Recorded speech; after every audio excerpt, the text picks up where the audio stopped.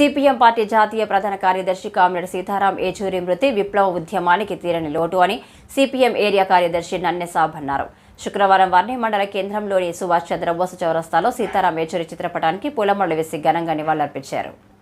ఈ సందర్భంగా నన్నే సాబు మాట్లాడుతూ సీతారాం ఏచూరి నమ్మిన సిద్ధాంతం కోసం విద్యార్థి దశ నుండి తుది శ్వాస వరకు బడుగు బలహీన కార్మిక శ్రామిక పేద ప్రజల బ్రతుకుల్లో వెలుగులు తేవాలని సమాజ నిర్మాణం కోసం విప్లవ ఉద్యమాలు చేపట్టిన నిబద్ధత కలిగిన గొప్ప నాయకుడని కొనియాడారు.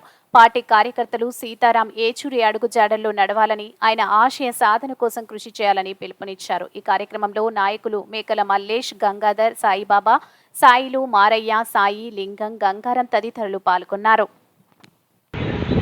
సిపిఎం పార్టీ భారతదేశంలో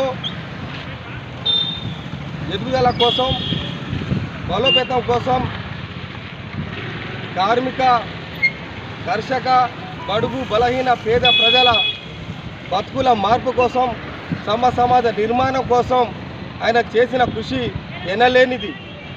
కామ్రేడ్ సీతారాం ఏచూరి గారు బ్రాహ్మణ కుటుంబంలో పుట్టి ఉన్నత చదువులు చదివి ఈ దేశ ప్రజలందరినీ కూడా సమానంగా చూడాలనేటువంటి ఉద్దేశంతో ఈ దేశ సమానత్వం కోసం, దేశ ప్రజల సమానత్వం కోసం, ఆర్థిక సమానత్వం కోసం, సామాజిక సమానత్వం కోసం, రాజకీయ సమానత్వం కోసం కామ్రేడ్ సీతారాం ఏచూరి గారు అనేక కృషి చేశారు.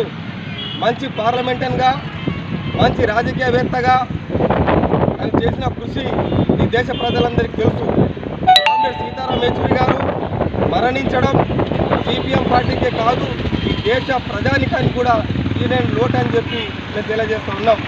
కామ్రేడ్ సీతారాం ఏచూరి గారి ఆశయ సాధన కోసం ఆయన అడుగుజాడల్లో ఈ దేశ యువత, సిపిఎం పార్టీ కార్యకర్తలు నడవాలని జోహార్లు అర్పిస్తూ ఈరోజు వర్ణి మండల కేంద్రంలో ఆయన చిత్రపటానికి పూలమాలలు వేసి నివాళులర్పించడం జరిగింది.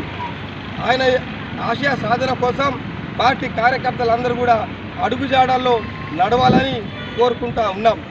జోహార్ కామ్రేడ్ సీతారాం ఏచూరి గారు, జోహార్ కామ్రేడ్ సీతారాం ఏచూరి గారు, red salute comrade Sitaram Yechury, red salute comrade Sitaram Yechury, red salute comrade Sitaram Yechury.